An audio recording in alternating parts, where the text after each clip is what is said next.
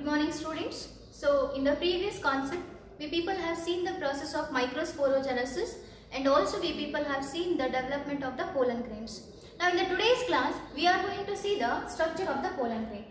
Now students, what are these pollen grains?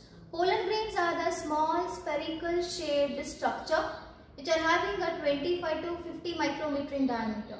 And you can observe the varieties of pollen grains in various types of flowers. For example, if you take the hibiscus flower, you people know the hibiscus flower. In that hibiscus flower, the yellow color powdery structure will be there, and that powdery structure, if we take on the glass slide and if we observe under the microscope, we are going to see the various size and architecture of the pollen grain. So, coming to the structure of the pollen grain, students, pollen grains are the small spherical shaped structure having I have already told you that 25 to 50 micrometer in diameter is there, and these pollen grains are having two layers. Okay, these pollen grains, what they are having? They are having two layers, and these two layer name is the outer exine we are going to say, and the inner intine we are going to see. Okay, outer exine and the inner intine. Now students, so these pollen grains, as you have seen that in the previous class, see, concentrate on my words.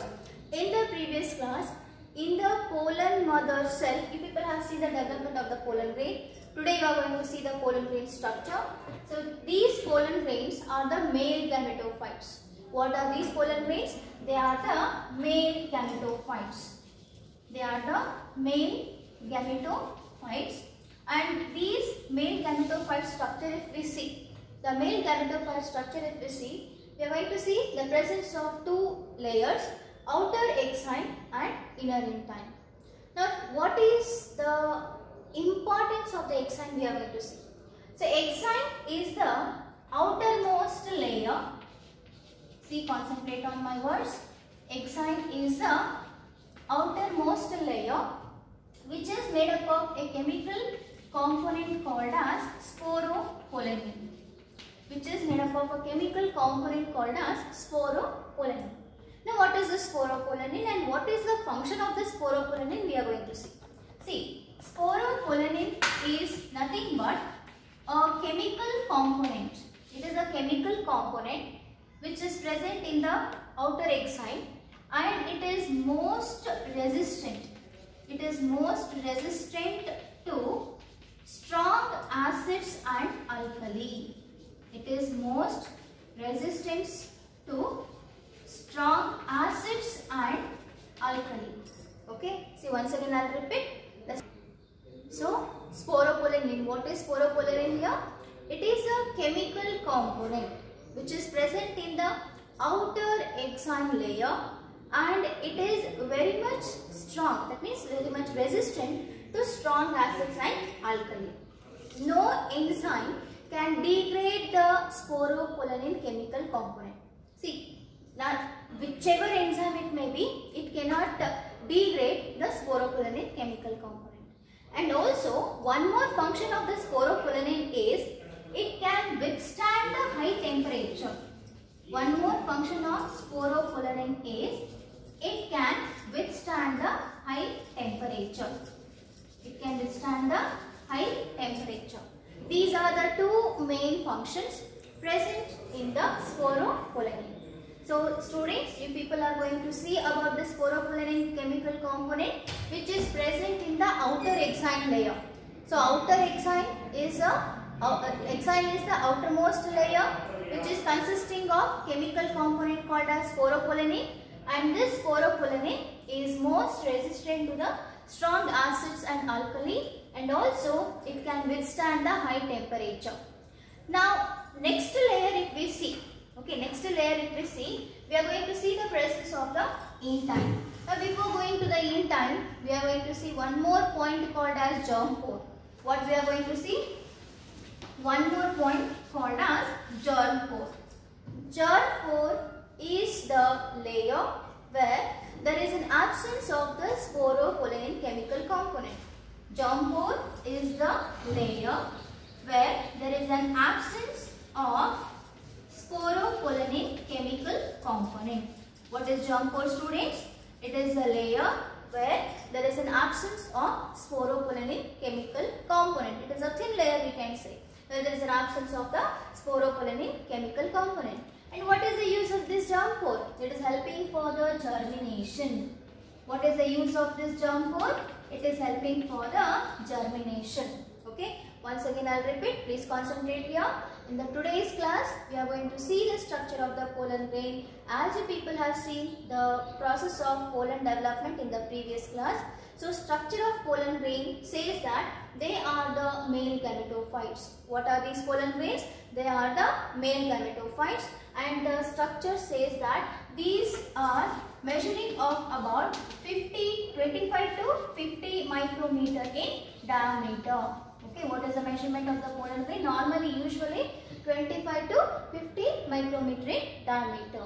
Coming to the structure of the pollen grain, it is a small spherical shaped structure made up of two layers. How many layers, students? Two layers. One is called as exine and the other one is called as intine. So exine is the outermost layer where there is a presence of the sporopollenin chemical component. Now what is the function of the sporopollenin chemical component? See here, it is most resistant to the strong acids and alkali. The sporopollenin is the chemical component which is most resistant to the strong acids and alkali, and one more function is it can withstand the high temperature. No enzyme can degrade the sporopollenin chemical component. It is very much strong. Okay. Now next is, wherever there is an absence of the sporopollenin chemical component, wherever there is an absence of sporopollenin chemical component, that particular layer is called as germ pore. What is that particular layer is called? Germ pore, and the function of this germ pore is helping for the germination. Okay, what is the function here? It is helping for the germination. Now students, one more point, if we say that because of the presence of the sporopollenin chemical component, the pollen grains are stored as a fossil products. Once again I will repeat the sentence. Because of the presence of the sporopollenin chemical component, the pollen grains are stored as a fossil products. It can be stored years together. It can be stored years together for the product, for the for the next favorable season to come there. Okay, and also these pollen grains can also be stored in the liquid nitrogen solution. The pollen grains can also be stored in the liquid nitrogen solution. At minus 196 degrees Celsius. At minus 196 degrees Celsius, and particularly this process is called as cryopreservation. What do we call, students? It is the cryopreservation. Okay. See, once again I will repeat, this is very important concept. Pollen grains are stored in the liquid nitrogen solution at minus 196 degrees Celsius, and that is called as cryopreservation. What do we call, students? Cryopreservation. Have you understood this cryopreservation? Okay. Now next is coming to the intine structure. So this is overall about the exine layer. Okay. Now coming to the intine layer. Intine is the inner layer. Okay, intine is the inner layer which is protecting the cytoplasm. Okay, and also this layer, it is consisting of cellulose and the pectin component. The intine is consisting of cellulose and the pectin component. Okay, and after these exine and the intine structure, so these are about the two-layered wall structures you have seen of the pollen grain. Now coming to the cytoplasm, innermost layer, what we say, that is the cytoplasm. So inside the cytoplasm, if this is, students, we are going to see the presence of two cells. How many cells are there here? Two cells. One is called as vegetative cell and the other one is called as generative cell. Okay. One is called as vegetative cell and the other one is called as generative cell. Let me write separately here. See See, outer side if we see vegetative cell, we will say. One is called as vegetative cell and the other one is called as generative cell. Okay, other one is called as what? Generative cell. So this vegetative cell is larger one. See, concentrate on my words. There is a difference between the two cells here. Vegetative cell is the larger cell and it is having the most reserved food material. The vegetative cell is the larger cell. It is consisting of abundant of reserved food material, whereas the generative cell is a smaller one floating in the cytoplasm of the pollen grain, and also there is a presence of the nucleus. Okay, once again I'll repeat students. Two cells are there, vegetative cell and the generative cell. Vegetative cell is the larger one and it is having the most abundant nutrition. Okay, vegetative cell is made up of most abundant nutrition. Made up of most abundant nutrition or food material we will say. And whereas the generative cell is the smaller one floating in the cytoplasm of the pollen grain, and they are apart from this we are also going to see the presence of the nucleus. Okay, so this cell is called as two-celled stage. This particular cell is called as two-celled stage. Normally students, in 60% of the angiosperms, we are going to see that there is a shedding of the pollen grain in the two-celled stage only. Okay, in the two-celled stage, see, important concept it is. Two-celled stage in the CET, in the NEET also it will come. Two-celled stage means what? Vegetative cell and a generative cell. So this is about the two-celled stage. So what is vegetative cell? It is the larger cell made up of most abundant food material. What is generative cell? It is a smaller cell which is floating in the cytoplasm of the pollen grain, and also it is, apart from this we are going to see the presence of the nucleus. So in normally 60% of the angiosperms, okay, 60% of angiosperms shed the pollen grains at the two-celled stage. Got students? Now you people have seen the function of the vegetative cell, what it will do. Now you are going to see the function of the generative cell. Generative cell is undergoing the process called as mitotic cell division. What the generative cell is doing here? It is undergoing the process called as mitotic cell division and produces the two cells. Okay, and produces the two nucleus we can say. Okay, generative cell undergo mitotic cell division and produces the two nucleus. One is called as tube nucleus. What is one called as?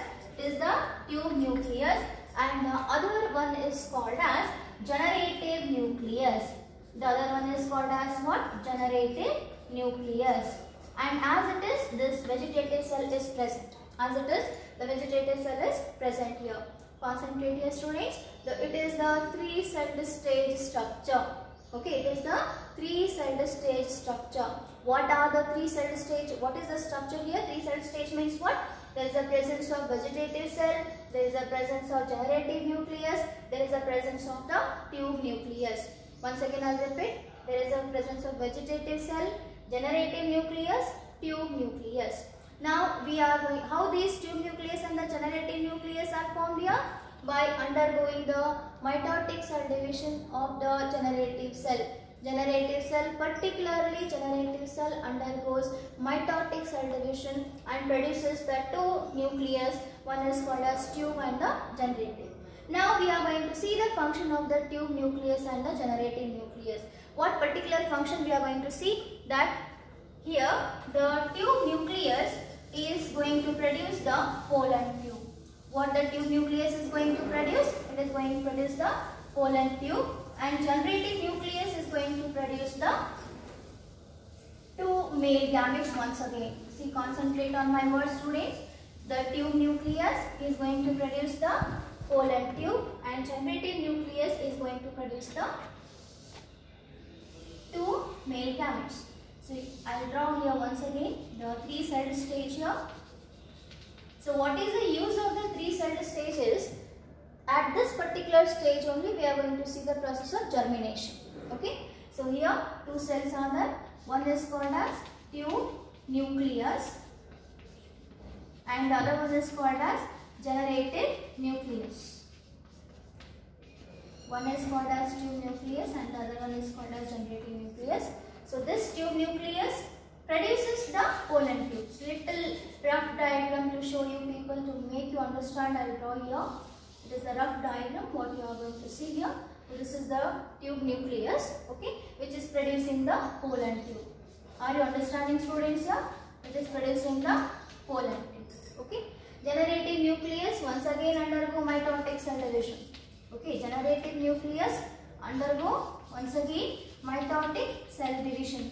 So this mitotic cell division leads to the production of the two male gametes. Okay, leads to the production of the two male gametes, and these male gametes are getting the nutrition from the vegetative cell. Okay, these male gametes are getting the nutrition from the vegetative cell.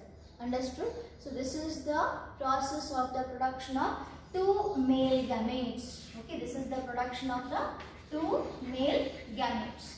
Okay. So see here, students, once again I will repeat.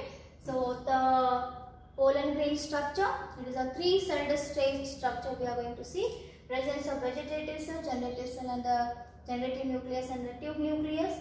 Tube nucleus function is to produce the pollen tube, okay, and the generative nucleus function is to undergo the mitotic cell division, and it is producing the two male gametes. Okay. Now students, in your mind maybe the question have arisen that why the pollen tube has to be produced. Why? Because this pollen tube is going to travel through the style of the flower. It has to reach to the ovule, and then the process of fertilization, double fertilization, triple fusion has to occur. That is the main important use of the pollen tube. Okay, that is the main. What is that process? That is the pollen tube, when it is reaching to the surface of the stigma, travels through the style, and then it has to, let me show you with a diagram here. I'll explain this process in detail in the fertilization, but for time being, pollen tube is here and it is reaching, it has to travel through the style, then it has to reach to the ovule, then the process of fertilization has to occur. Got my point, students? So this is about the pollen grain structure. Now let me revise once again. What are pollen grains? That is the main important 1 mark question. What are pollen grains, or explain the structure of the pollen grain. So pollen grains are the male gametophytes which are helping for the fertilization. And explain the structure of the pollen grain if they ask the question. So that is very important for 2 marks. Explain the structure. Some point 1 year, in the previous year, it has been asked for 5 marks along with the explanation in the diagram. Okay. So pollen grain structure is important for either 2 marks or 5 marks along with the explanation. 2 mark or the 5 mark along with the explanation. It is very important concept. Now small concept like what is sporopollenin, which chemical component is present in the intine layer, which chemical component is present in the exine layer, what is germ pore, what is the function of germ pore. All these are the 1 marks question. Okay. So this completes your pollen grain structure. Well students, you people have seen the structure of the pollen grain in the previous concept. Now you have to see what are the advantages and the disadvantages concerned to the pollen grains. Now see here students, every organism may be in favorable or unfavorable condition, has some disadvantages and advantages. Like that, here also concerned to the angiospermic pollen grains, we can see that some of the species pollen grains or pollen grains of the some species, we can say pollen grains of some species causes severe allergies. Okay, it causes the severe allergies and also the bronchial afflictions. Here we are going to see bronchial afflictions leading to the chronic respiratory diseases or disorders like asthma, bronchitis, etc. Once again we will see the sentence. Pollen grains causes severe allergies and also causes the bronchial afflictions leading to the respiratory problems. Okay, leading to the respiratory problems like asthma and the bronchitis, etc. Now sometimes students in the morning sessions, if you wake up early at 5 o'clock or 5:30 sometime, at that time continuously if you move outside you are going to get the sneezing. Why? Because of that pollen allergy. Pollen grains will be they will be wandering here and there in the atmosphere. They will be present in the atmosphere, and some species of the pollen grains they enter inside that, and they are continuously we are going to get the sneezing there. So because of this pollen grain only, that sneezing allergy. And next is one more point is there, that Parthenium or the carrot grass. What we will say? Parthenium or the carrot grass that came to India as the wheat is imported from the other country to India. At that time, along with the wheat, the name, the pollen grain called as Parthenium or the carrot grass pollen grain also causes the allergy. It is the main important point regarding the CET or the NEET, we can say. So it is also causing the allergy. So this is about the some points, very few points regarding the disadvantages of the pollen grains. Okay. Now we have to see the advantages of the pollen grains also. Pollen grains are rich in the nutrients, protein supplements or food supplements we can say. They are rich in the nutrients and they are consumed as a pollen tablets and syrups. Okay, the racehorses course or the racehorses competition and all in that we are going to see the athletics, the persons they are going to consume the pollen tablets and the syrups. Okay, for the getting the energy, for getting the supplement, for getting the nutrition in their body. Okay, and also by consuming that one, by consuming the pollen grain, we can see the increase in the performance of the athletics and the racehorses. Okay, by taking the pollen tablets and the syrups as a food supplement, we can see that there is an increase in the performance of the athletes and the racehorses. Okay, this is the importance of the pollen grain, what we will say, and this is the few points regarding the disadvantages of the pollen grain. Got students? Now, next concept what we are going to see is the viability of the pollen grain or lifespan of the pollen grain. See, pollen grains are of different types in various flowers. Accordingly, the viability also varies there. Since there are different types from the different flowers, accordingly the viability or the lifespan also varies there. Sometimes the pollen grain can survive only 30 minutes, but sometimes pollen grains can survive a month together, years together. It depends totally on the species of the plant body. Got? And also students, the main reason of the viability of the pollen grain, it depends on the temperature also and humidity also. Okay, temperature and humidity also, the viability of the pollen grains is depending. For example, in some of the cereals and rices and pulses, we can see that the viability of the pollen grain is only 30 minutes. In some of the family like Rosaceae, Leguminosae, Solanaceae and family etc. etc. So many families are there. The pollen grain viability is months together. That means the pollen grains can survive months together in these families, that is Rosaceae, Leguminosae and the Solanaceae. And also students, I have already told you about the cryopreservation. What is that cryopreservation? Storing of the pollen grains in the liquid nitrogen solution at -196 degrees Celsius. That is called as what cryopreservation, and that is very much important for crop breeding programs. Okay, so you people have heard about the semen storage, artificial insemination. For semen storage is done for the artificial insemination, for the embryo transfer, is it not? So like that also here in the plant bodies or in case of plants also, we can see that the pollen grains can also stored in the liquid nitrogen solution, and it is stored as a seed bank or the pollen banks. And whenever the suitable season is going to come, whenever the favorable condition is going to come, these are used for the crop breeding programs. Okay, for what it is used? They are used for the crop breeding programs. Okay, so this completes your structure of the pollen grain, then lifespan of the pollen grain, advantages and disadvantages of the pollen grain. Now little bit previous concept if we see, right from the yesterday's class, like synopsis we have seen, pre-fertilization events we have seen. So some assignment questions you can take down please. So first is, yesterday I forgot to give the assignment question. So first question is 5 marks question. So write down the 5 marks question here. The very first question is, with a neat labeled diagram,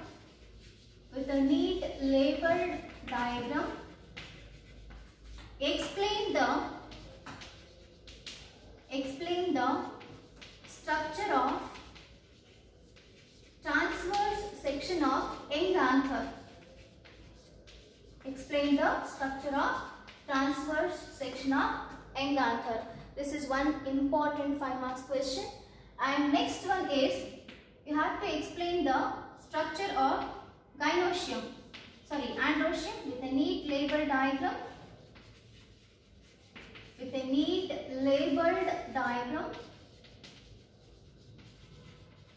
Explain the structure of androecium.